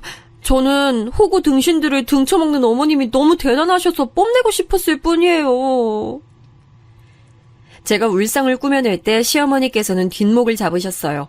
그리고 지인분들은 거의 동시에 시어머니를 향해 달려들고 삿대질을 해대며 소란을 벌이셨습니다. 순식간에 시댁 거실이 아수라장으로 변모했어요. 사기죄로 고소하겠다든가 당장 돈을 전부 토해내라는 지인분들의 고성이 쩌렁쩌렁 울려댔죠. 어떤 한 분은 시어머니의 머리채를 잡으셨어요. 그러자 시어머니의 비명과 거센 발버둥까지 추가돼서 더욱 난장판이 됐죠. 저는 이런 상황에 어쩔 줄 모르는 순진하고 답답한 며느리인 척 지인분들의 거센 추궁을 당하며 울부짖고 있는 시어머니를 돕지 않고 주변만 어슬렁거리며 울먹였습니다. 30분이 넘는 큰 소동 끝에 다음 주까지 보상안을 제시해오겠다는 시어머니의 확실한 답변을 들으시고 나서야 지인분들은 어려운 발길을 돌리셨고요. 다들 나가시면서 저를 한 번씩 쳐다보시더라고요. 마지막에 나가신 분은 저를 향해 입모양으로 고마워요 라고 전해주셨는데 저는 살짝 고개만 끄덕여드렸죠. 그리고 넋이 나간 채 머리가 산발이 돼서 거실 바닥에 주저앉고 계신 시어머니께 다가갔어요. 부축을 해드리려고 했는데 제 손길을 거칠게 쳐내시더라고요. 이런 빌어먹을 걸 봤나? 내가 이런 거 힘들게 쌓아온 공든탑을 네가 한 방에 무너뜨려? 너 나한테 무슨 억하심정이 있어서 이런 미친 짓을 벌인 거야? 당신께서 제 마음에 깊은 상처를 내신 것, 그리고 지인분들을 농락해오셨다는 분명한 사실을 시어머니께서는 완벽하게 간과하신 모양이었어요. 스스로 벌이신 죄와 잘못은 전혀 염두에 두고 계시지 않았죠. 그래서 저도 아무것도 모르는 척 울먹였습니다. 어머님, 죄송해요. 저는 그냥 갑자기 입에서 말이 나가길래 그렇게 뒀을 뿐이에요. 저도 제가 무슨 소리를 한 건지 모르겠어요. 입에서 말이 툭 나가더라고요. 하지만 제가 누굴 때린 것도 아니고 직접적으로 죄를 지은 것도 아니니까 괜찮은 거 맞죠? 뭐라고? 너 지금 설마 내가 네 부모 흉 좀 본 거 가지고 앙심 품고서 나한테 이러는 거야? 아무것도 아닌 일이었는데 그걸로 속좁게 굴다니. 역시 촌스럽고 꽉 막힌 시골 촌년이 따로 없네. 내가 쌓아온 걸 단번에 무너뜨리고도 네가 내 며느리로 계속 있을 줄 알았다면 오산이야. 내가 너 가만 안 둬. 어머님, 눈가부터 닫고 말씀하세요. 머리도 산발인데 마스카라까지 다 번져서 좀 무서워요. 병든 판다 같아요. 지금 가급적 거울 보시기 전에 심호흡 먼저 하시고요. 제가 일부러 조심스러운 표정을 꾸미며 말씀드렸더니 시어머니께서는 주먹으로 당신의 가슴을 퍽퍽 치셨어요. 그러더니 이내 손에 잡히는 것을 마구잡이로 잡아서 던지셨죠. 엄청난 비명을 지르며 물건을 던져대시길래 저는 슬쩍 시댁을 빠져나왔습니다. 뒷정리도 안 하고 나오게 됐으니 아주 좋은 퇴장이었네요. 그날 밤 형님으로부터 연락이 왔어요. 남편은 저와 붙어있으니 시어머니께서는 우선 형님을 통해 저에게 공격을 하고 싶으신 모양이었죠. 충분히 예상하고 있었기에 저는 여유롭게 형님의 잔소리를 우선 들어드렸어요. 어머님께서 성격이 좀 괄괄하시긴 해도 누구보다 며느리 사랑은 넘치시는 분이야. 그건 내가 보증해. 오늘 사건이 왜 일어났는지, 상황이 어땠는지 자세한 내막까진 내가 모르지만 동서가 너무 생각이 짧게 군 건 아닌가 싶네. 어머님께 정중하게 사과를 드리는 게 좋을 것 같아, 동서. 가급적 내일 아침에 당장. 형님, 자세히 모르시면서 의견부터 얹으시는 건 너무 섣부르신 것 같아요. 그리고 형님이 한 가지 오해를 하고 계세요. 제 마음이 너무 아프네요. 내가 오해를 하고 있다고? 동서, 갑자기 그게 뭔 소리야? 제가 일부러 드리려고 드렸던 건 아니고 어머님께서 워낙 말씀을 장소와 때를 안 가리고 하시니까 그래서 들은 건데요. 형님 욕 어마어마하게 하셨어요. 집안 장남을 섬으로 데려가서 짜증나 죽겠다는 말씀은 워낙 입에 달고 사셔서 새삼스러울 것도 없고요. 형님께서 보내주시는 귤 같은 과일들도 백화점에 납품할 만한 최고급 상품으로는 한 번도 받아본 적 없으시다면서 어머니가 얼마나 짜증을 자주 내셨나 몰라요. 제주도로 계절마다 초대해서 대접 좀 해줄 것이지 한 번을 그러질 않는다면서 이런 개념 없는 종자를 괜히 맏며느리로 드렸다고 근처에 살았다면 귀싸대기를 100번도 더 갈겨줬을 거라고 어머님께서 그런 말씀을 꽤 하셨어요. 동서, 지금 그 말들 전부 사실이야? 얼른 대답해봐. 그게 다 정말이냐고. 제가 왜 거짓말을 하겠어요. 어머님이 무슨 의도로 그런 말씀들을 하신지는 모르겠지만 저는 그냥 형님이 너무 안쓰럽게 느껴져서 그간 마음이 불편했어요. 형님께서는 즉각 통화를 종료하시더니 엄청난 행동력을 보여주셨어요. 다음날 새벽 6시 비행기로 서울에 오신 거예요. 그리고 시댁으로 쳐들어가셨죠. 제가 그 상황을 안 건 시어머니의 다급한 전화를 받았기 때문이에요. 너 대체 준이애미에게 무슨 소리를 해놓은 거야? 지금 준이애미가 제주도에서 올라와 있어. 지금 죽기 살기로 나한테 덤벼드는데 너 당장 와서 직접 수습해.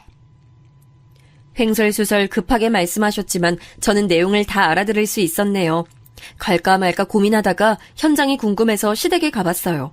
형님께서는 가실채비를 마치신 상태였는데 시어머니께서 울고불고 난리를 치시며 형님을 붙잡고 계신 상황이었습니다.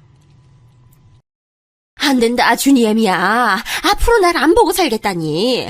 네가 그렇게 나오면 애처 갈아서 제주도 섬까지 널 따라 기어들어간 우리 장남은 이건 안 될 일이야. 네가 날 안 본다고 하면 우리 장남도 네 눈치 보느라 날 한 번도 안 보고 산다고 할 게 분명하단 말이야. 그러니 절대로 안 돼.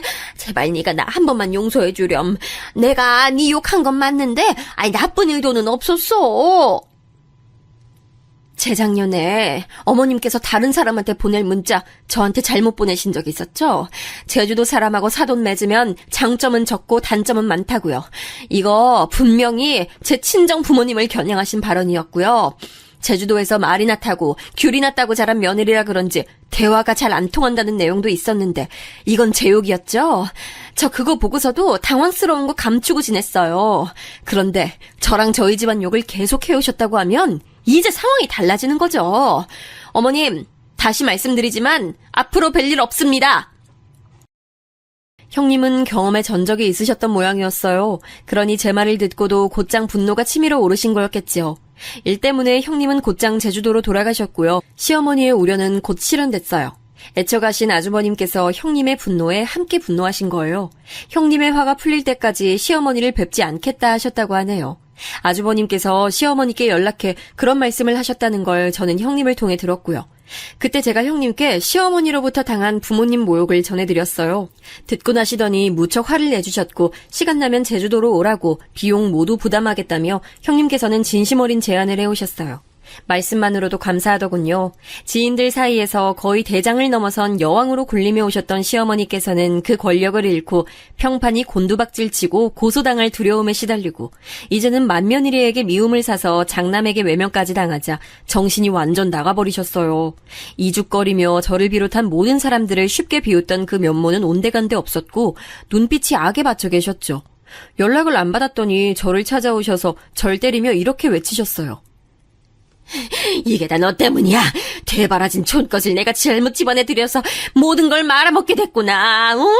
너처럼 입속에 혀 간수 못하는 경박한 게 또 있을까? 이딴 걸 며느리로 삼았다니 속아 넘어간 내 자신이 원통하다. 원통해.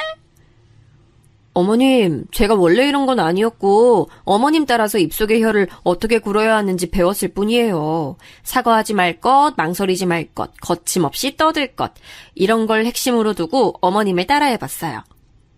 이 망할 것이야. 아직도 가정스럽게 혀를 놀리려고 들어? 오냐, 내가 오늘 너 가만히 안 둬. 날 망쳐놓고 너만 아무렇지 않게 잘 살 수 있을 것 같아? 내가 그렇게 둘 것 같아? 시어머니께서 제 멱살을 잡으시고 짤짤 흔들었는데 저는 일부러 그 거친 손길에 대항하지 않고 가만히 있었어요. 왜냐하면 저는 그날 남편이 귀가할 때를 맞춰서 집에 돌아왔기 때문이었죠. 시어머니의 매서운 손길에 당한 제가 바닥에 엎어졌을 때 현관문을 열고 들어온 남편이 그 장면을 목격했어요. 여전히 격양된 채 저에게 욕을 퍼붓고 계신 시어머니를 남편이 경악한 표정으로 쳐다보더니 참담하다는 듯이 외쳤죠. 엄마, 제발 그만 좀 하세요. 도대체 왜 이러시는 거예요? 언제까지 이러실 거예요? 우리 아들, 이제 온 거니? 퇴근하고 왔구나. 이 상황은 그러니까, 오해야. 얘가 지멋대로 엎어지더니 이렇게 지랄을 떠네? 그동안 엄마는 제 인생에서 가장 중요하고 위대한 사람이었어요.